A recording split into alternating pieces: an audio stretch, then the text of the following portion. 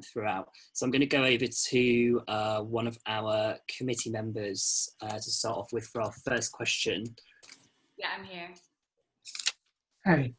I just want to say thank you very much for your talks. And I had been wondering when we've received teaching why Black people and South Asian people were more likely to be diagnosed with schizophrenia. So you've already answered that question, thank you.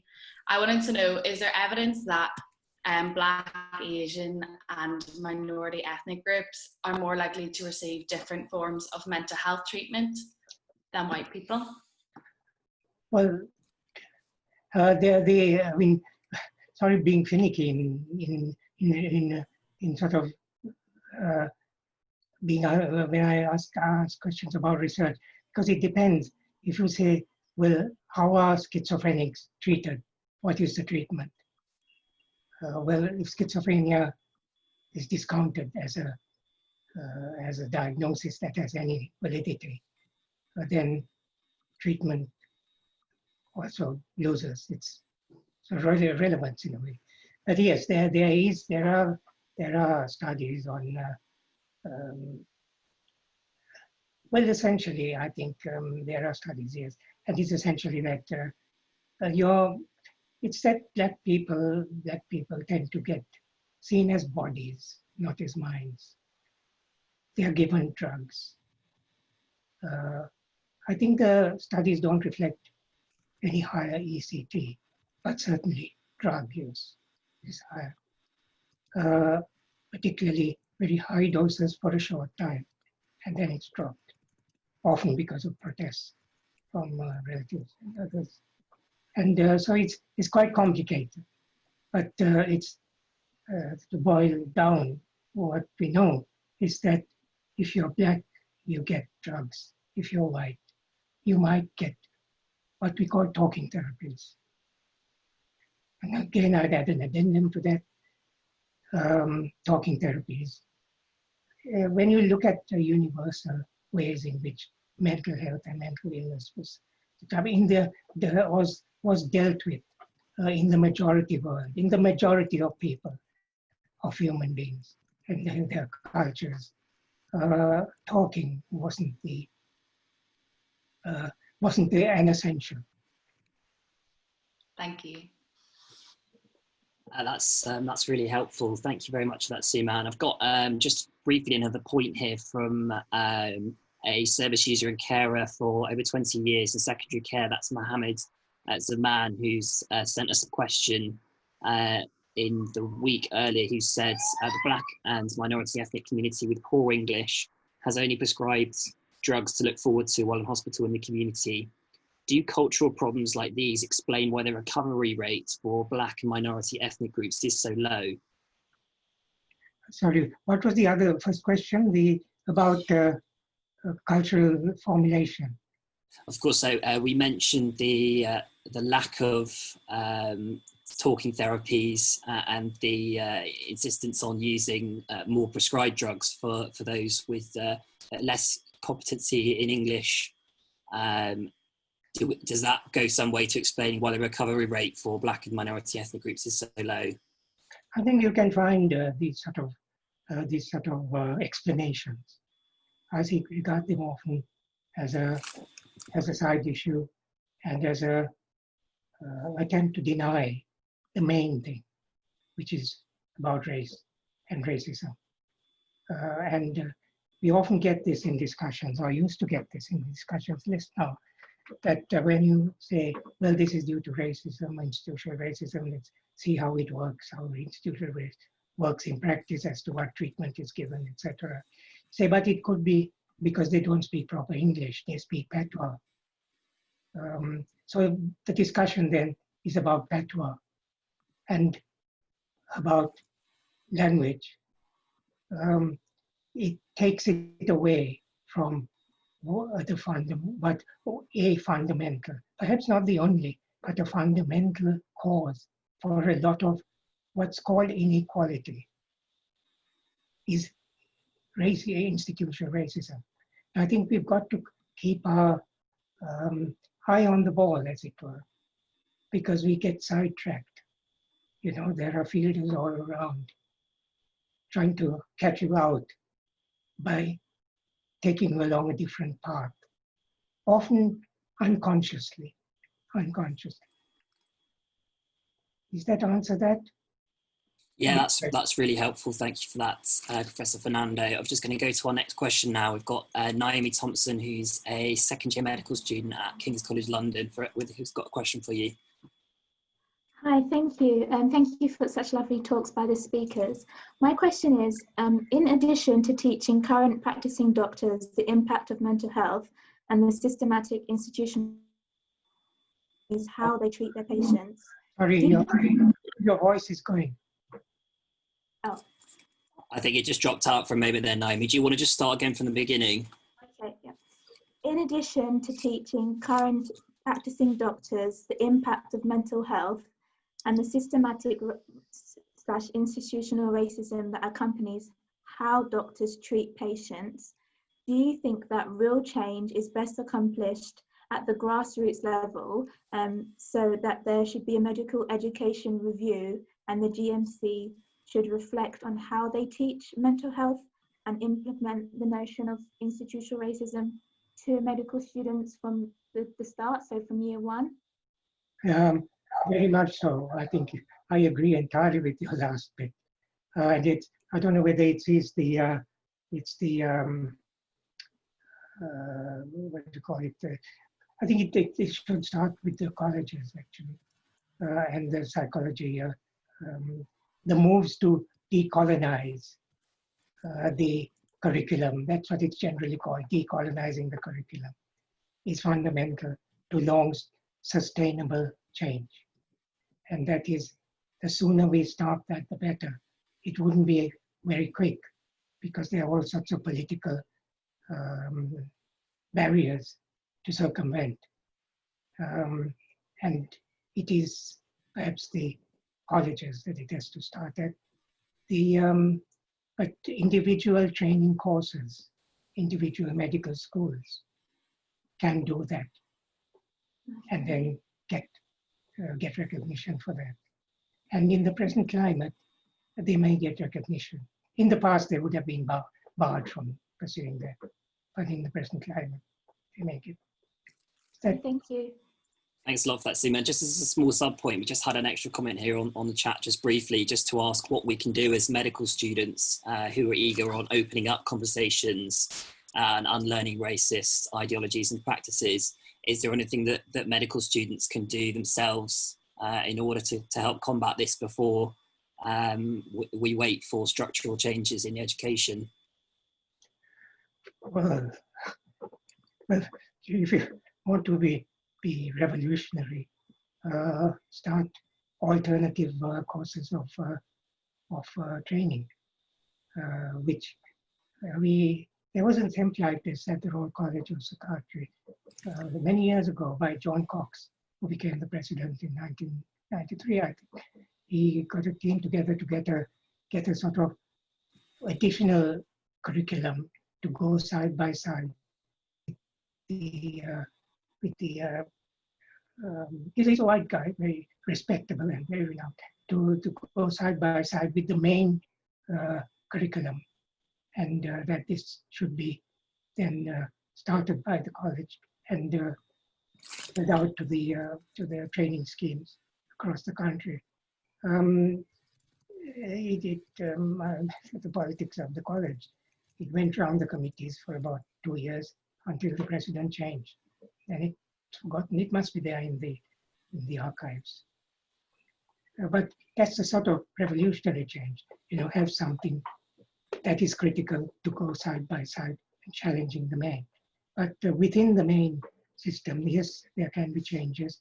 I think, and in a sort of entry point may be culture, not race, because culture and race tend to get confused anyway. And we can use that confusion to have the entry point of cultural differences and the cultures of different parts of the world have produced different ways of dealing with what are called mental health problems now. And that is culture. That is nothing to do with race. It's culture. And from there, it would go into to race. That's how the Transcultural Psychiatry Society started. We started with culture, and we moved on to race as a sort of part of it. But it's a matter of getting together, and I know there are some medical schools where there are decolonizing movements among students, and student pressure. You pay a lot of money. You could ask for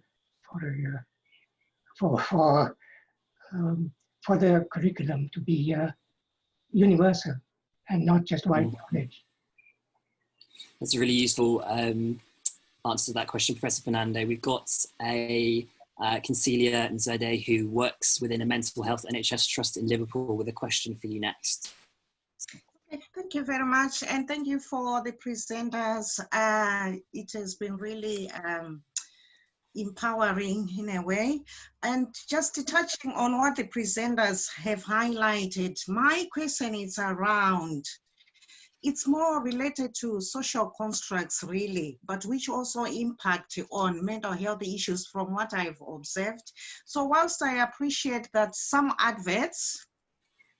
advertisements, they are for genuine humanitarian causes, do you not think that the way some of the Western adverts are portraying children of African descent or societies are impacting on how the African child is perceived by other children? And it seems from a very early age that the superiority-inferiority barrier is negatively developed in children from a very early age, that is children of African descent. And from experience, children can get really negative comments and are bullied from a very early age, which affects their self-esteem, self-worth, confidence, dignity, and pride. And as they are growing, if their self-esteem is not that great, then it's really impacting on their mental health. Thank you. Yes, well, I can only agree with you. I mean, this how essentially racism, but it's also, might say, discrimination with bias in terms of how we see other cultures. How we white people. I'm white in many ways. That means psychiatrists and psychologists see other cultures. This was actually reflected in a report by the BPS some years ago on schizophrenia, understanding schizophrenia. And a group of us took this up with the BPS. And after about 3 years, they changed the wording, a paragraph on culture. And it reflected this sort of how almost naturally a group of white workers writing come up. It could be black workers as well. People who are trained, who are deeply embedded in Western white culture, in Western culture. I'm admitted, the Western culture has spread all over the world. It dominates. It pushes out other cultures, other ways of seeing human existence, of human beings, human minds, human bodies, of human illness. And so it's very powerful, and it affects us all nowadays. And we have to decolonize ourselves, black people, just as white people have to decolonize, almost equally now. So that's why Dan Kendi's book, actually, which was mentioned earlier by Harry, How to Be an Anti-Racist, you have to read it over and over again.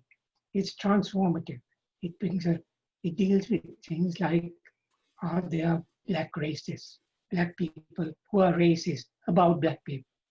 Are there these sort of issues that have been behind our thinking and being very nagging worry in the past? He deals with all that sort of stuff. I don't know whether that's answered your question, but perhaps I'm just agreeing with you. Thank you very much for that, Concealy. We've got 2 questions here that possibly might be quite a lot to take on, but I wonder if yourself or if Harry, if he's still there, I can come in on these. So first of all, we've got the kind of similar questions. I'm going to ask them both. Jada Hammond, who I know is in the chat today, who's a counselling psychologist, asks us, how can we address structural racism in the NHS? And a similar question from Colleen Simon, who I know is here as well, who's from the Royal Borough of Kensington and Chelsea, dual diagnosis team manager. She says, in the wake of Black Lives Matter, how do large institutions go about eradicating systemic and institutional racism when many practitioners do not know what anti-oppressive practice means? So just to recap those, how do we address structural racism in the NHS, especially when we consider many practitioners do not know what anti-oppressive practice means? I gave a talk once in Toronto on how can we plan for services when we don't know how to plan. And this is how I feel actually. I don't know how we can plan this. It requires a group of people in a particular context, which is in your own hospital, your own medical school, or in your own institution, or in your own country, to get together and plan how we make these changes essentially in the minds of people. It's winning the minds first, because to some extent the hearts are with us. We have to win the minds. People have to understand what this is about. There has to be perhaps fundamentally a sort of conversation about race between black, white, all sorts of people.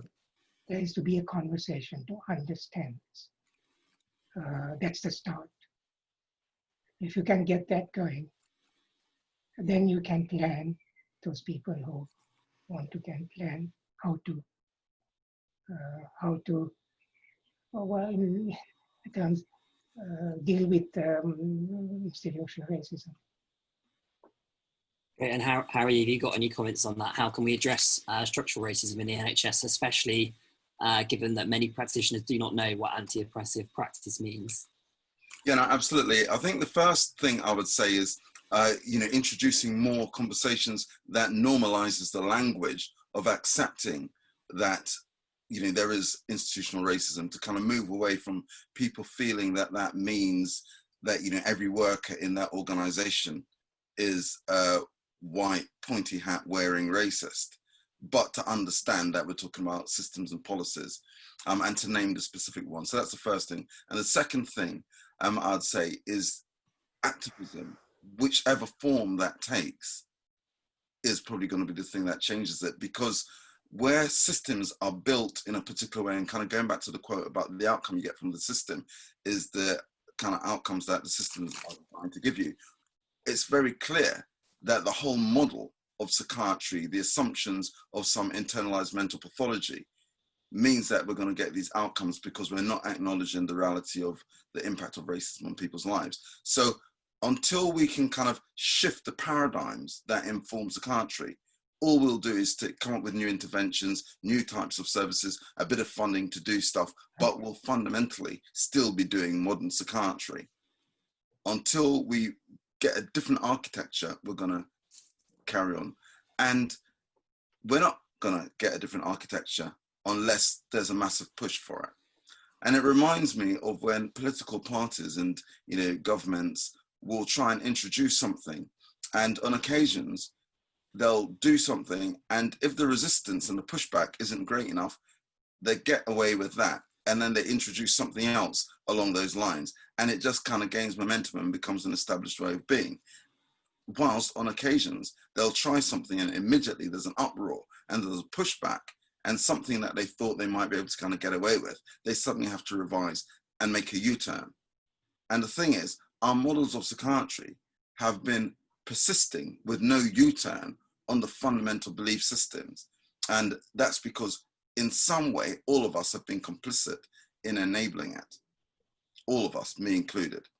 And what we need to do is, as a collective, to create enough of a pushback so that the system says, wow, yeah, okay, we've got away with it for so long. We need to revise what psychiatry really is. Can I make a quick point, Will? Yes, please do. Just for Kendi's book, he makes a very, I think in his last chapter, makes a thing about context, that each sort of way in which institutional racism affects a system is contextual, depends on how that system operates. Medical system, psychiatric system, educational, in history, philosophy, in practice. And he gives this analogy which struck me, being a medic myself. He said, it's like treating cancer. It's not that illness is that racism is a cancer. He decries that. No, it isn't. It's not an illness, racism. But he himself personally had experience of this, because he says the treatment of cancer used to be, and certainly was when I was practicing medicine, that if you have secondaries, you're written off. That's it. You can't do anything about it. And the treatment is geared to the primary. He says it's like that. It's very different now with all the knowledge there is about genetics, etc. And if you get cancer and if you have secondaries, you treat each secondary as the cancer, and the treatment is geared to that.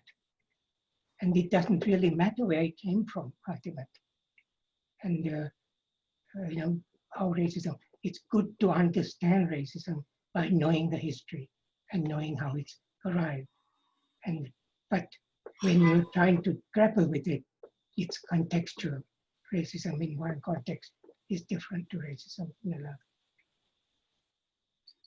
That's a great answer to those questions there. We've just got another question here on the chat. It says, Suman, what do you think of the DSM cultural formulation interview?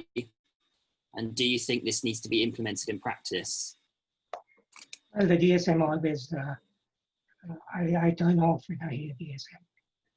You know, it's a compendium created to help the American medical care system, which is geared to diagnoses. You have to make the diagnosis which the insurance company accepts as genuine. That's the whole function of the DSM. And it's now spread all over the world. Everything American is spread as the truth. You know, it's not. Lots of American things are quite important, but it's not. DSM should be kept in America, should be for the insurance companies, not for the American health system, DSM. Now, the cultural competence, that was a very poor, there was discussions when the DSM was being constructed each time by certain transcultural psychiatrists pressurizing for something about race and culture. And each time there was some sort of, the DSM is constructed on this sort of arrangement. Insurance companies and the professions get together, the drug firms particularly. So the cultural competence thing was a sop to that demand by some black and brown psychiatrists. I wouldn't take it seriously. It can help particular ways, and I would recommend Dr. Jadev, Shushu Jadev at UCL. He uses it, and his team uses it to some extent. And you can use it in a very limited way to get the ball rolling, if you like. Great answer, Suman. Just in terms of questions, I'm just going to stick to now what we've got on here and try and finish up with those if we've got a little bit of time for those. So any new questions now, if you put them on there, we can try and send those over to the speakers, but we're not going to try and ask any more this morning. I've got a couple more here that have already been asked. So we've got from Selena Mitala. She says, as a Black person, I frustratingly feel like it is my duty to educate those around me, but also feel that it should be on white people to bring about change themselves without giving me emotional labour and trauma. How do you think change with race can truly come when in my cohort in uni, Black people make up such a small percentage? How do you get white people to care if they are comfortable in their position? Oh gosh, that's a big question, and I don't know. I've written about it, of course. I think what you said, it's up to the white people to change things. I question that. It's up to us all, and it's up to society to act together. Whether you're Black, white, doesn't really matter. Again, I think if you read Candy, I keep going to Candy because it's a transformative book. It's really something that's new to us as much as to white people, perhaps more to Black people. And it's a transformative book. We have to do this together, fundamentally. In practice, we can't. Well, it's not just that we are a minority. It's that on principle, we, it's like keeping the United Kingdom together. If it's a political thing. If you want to keep it together, it's important to keep it together. Other people feel than to have different policies on coronavirus in different countries. Just pulls it apart. Now it's that sort of political argument I make. We must stick together. Harry, have you got anything to say on that at all? Yes, certainly. That whole thing about the people from minority groups, whichever groups they are, being seen as those with the responsibility to educate, confuses the issue for a number of reasons. One is that not everyone from a racialized background or any other minority group has applied a kind of not just theoretical, but applied thinking beyond their own experience. And therefore, you can often get an individual who will articulate something that comes purely from their standpoint, which is valid, but it might not be representative, and it might not actually take into account a broader set of paradigms. So there's that. There is then the kind of thing about the burden that, as well as doing your job, you carry the burden of being an expert. And organizations should be really explicit that that is not an expectation. You can't just hope that people know that. Organizations need to say, it's a potential risk that you'll look at your colleagues for the answers. They don't necessarily have all the answers. And we as an organization has the answer.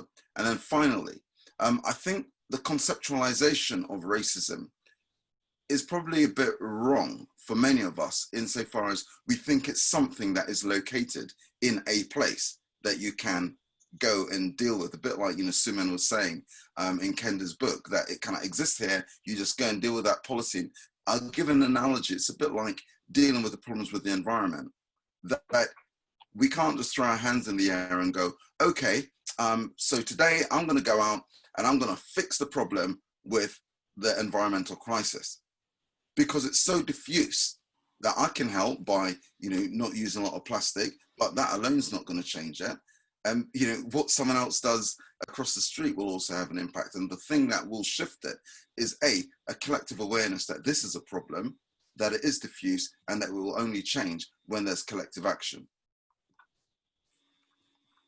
That's a great point, Harry. I've got just two more questions for you guys. We've got one from Bhavna Senik, who said on the chat, I think this is in reference to your talk, Suman, a little bit earlier on. It says, is it that the West has capitalized over psychiatry in that it's been looted from the East? And if so, can we obtain it back?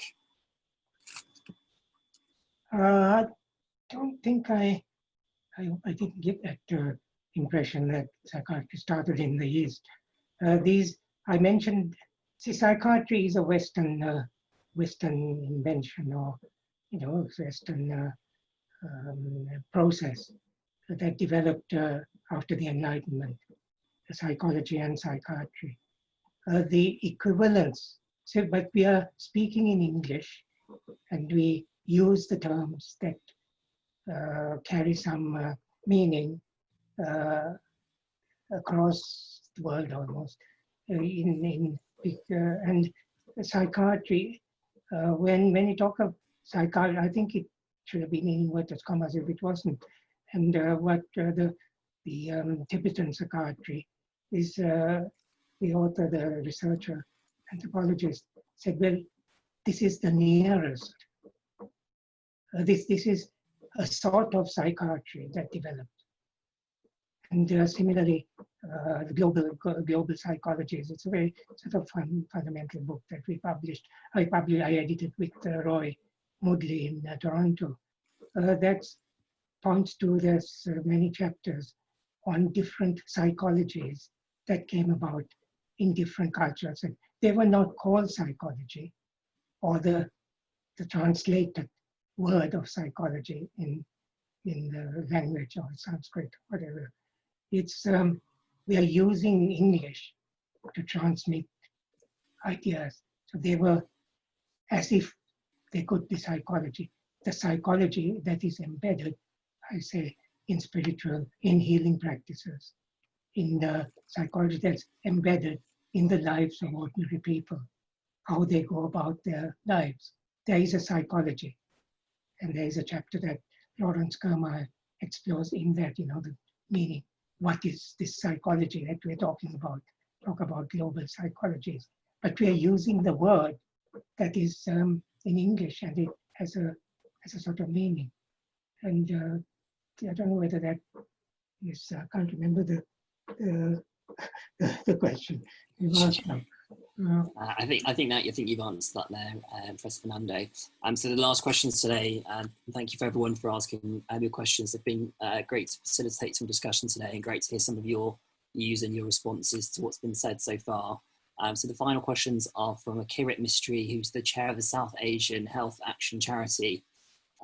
He says, why do Black and ethnic minority mental health charities they're not engaged by national mental health charities? And why is there a lack of Black and ethnic minority patient public involvement and co-production? Co-production is about power. Co-production is, I think, a misnomer for what actually happens in these situations where there is usually a service user, quite often picked by the other side, to produce something with a psychiatrist or psychologist. You have to deal, there has to be a conversation about power. And for instance, in practice, the service user must have a power base, must have a backing of a group, and a group that they could turn to for support. And if you're saying that you have a service user that you're sharing power with, then service users must decide who that person is that you're picking. Most power sharing is done as the British and as the colonialist state. It's colonial. You pick Black people to share power with, and you pick the right ones. You pick the people who are not a danger, who are safe. They're safe. And like the Prime Minister picking his team, he picks the safe ones, and particularly this Prime Minister. And this is a sort of, that's power sharing. And I'm very suspicious of making this, what's the term, making this co-production in practice. And one has to look at what happens in practice. So what was the question now? So that's co-production. mean, that sort of raised this. And Sure. why are Black people not involved with white people? Is that what you were saying? So it's to do with mental health charities and engagement with national mental health charities. I wonder if, Harry, you've got anything to say on that at all? Yeah, sure. I kind of think, well, firstly, is that some of the systems of governance we have in place now, which are kind of still linked to a capitalist model and ideal, favors trying to create efficiency almost over everything else. So what we'll do now is to have big established charities, and there has been a shift in the last 12 years towards this, that where there was funding for a lot of small organizations that were rooted in the community and had more of a sense of community voice and community needs, now the funding stopped, and you'll find bigger charities incorporating those smaller charities or some of the services within bigger systems. So the independence of voice goes, and the unique elements kind of gets swamped within these bigger charities. But that's the model of commissioning that is linked to a capitalist ideal, which says, well, rather than, you know, have all these organizations that take a lot of time, and sometimes their internal governance systems aren't as robust. They're small charities. Sometimes they don't have the kind of historical knowledge or the capacity to do all of the things around managing their books, or, you know, whatever else that's required of them by commissioners. So rather than kind of working through to support those, it's easier to say, here are our criteria. If you don't meet these criteria, in the next round of commissioning, you're just not going to get services. So I guess that's one way of explaining why we're seeing the dissemination of the Black voluntary sector and community sector in mental health. But then, when they do exist, the way in which we communicate is often the focus of attention more than what it is that's being said. And it's a very typical device that's used by people in power to say, okay, you know, don't protest by sitting down on the bus. Don't protest by kneeling down. Don't do that. And you know, the method by which the voices are communicated is the focus of attention and not the content. And I think that's why the Black voluntary sector and community sector aren't included so much, because often there's anger, there's distress, there might even be more of a community voice that speaks truth in a way that doesn't fit with a kind of corporate way of, you know, going to a board meeting and submitting a paper. And I think that, I'm not saying that the way in which people communicate is a barrier. I think the way in which the system responds to that is the barrier. Okay. Thank you both so much for answering those questions. I think we're going to leave it there with those for now. Have either of you got any final comments or anything else you want to say before we close? Yeah, I think I would say that it would be really helpful when it's posted as a video. It's going to be quite a long video, either to segment it or to just really encourage people to take it in bite-sized chunks, but to encourage them to stay right through to the end, to hear what Suman said, to hear what happened in this conversational bit, because it's kind of really easy for people to start a recording and kind of stop after half an hour and never go back to it. So, you know, I know that's not about like anything in terms of key messages, but I think it's really important that people do stay and capture all of this. And yeah, you know, don't forget, if they want to get one of my t-shirts, they can, you know, go onto my website. You know, don't misjudge me. I don't tolerate racism. Quite a good little technique to get people talking. So there's just that. That's all I wanted to say at this point. That's great. Yes, I noticed you've got that t-shirt on now. It's looking great. Suman, have you got anything else to say to finish up with? No, I think I agree with Harry. I mean, this. I prepared the talk for about 30 minutes. I rushed through it, but I probably did take up that time or even longer. And I think this is what happens in individual talks. It's inevitable. And if you're using it, or if people are going to use it in any way to study things in more depth, then it needs to be broken up. And hopefully people are going to use it. I'm rather, you know, with our TCPS, it was my home in the 80s. And I may be making too much of it, but it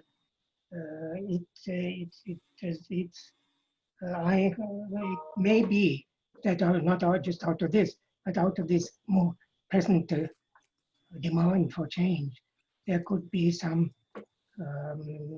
organization maybe, or some group that could relate perhaps virtually to start with, that would build on this, the present.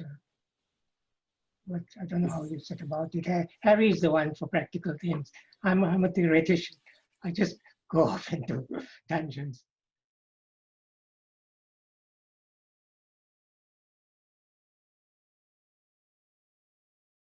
I never thought I would live to see this, actually. And we must, hopefully, we won't lose this. Yes. Yeah, I saw someone's placard, a young white woman, and it just said, "They didn't see us coming. They didn't see our generation coming." And I really like that. It really captures the moment. Yeah. They thought they'd just kind of be able to carry on. Then all of a sudden, this generation comes up with the energy. And yeah, it's going to shift things. People say it will shift things permanently. I think that's yet to be seen, because there have been moments in our history before where there have been uprisings. But yeah, it's yet to be seen how sustainable this will be. We can never take our eye off the ball, as they say in sport. We need to keep the momentum going. That's my view on it.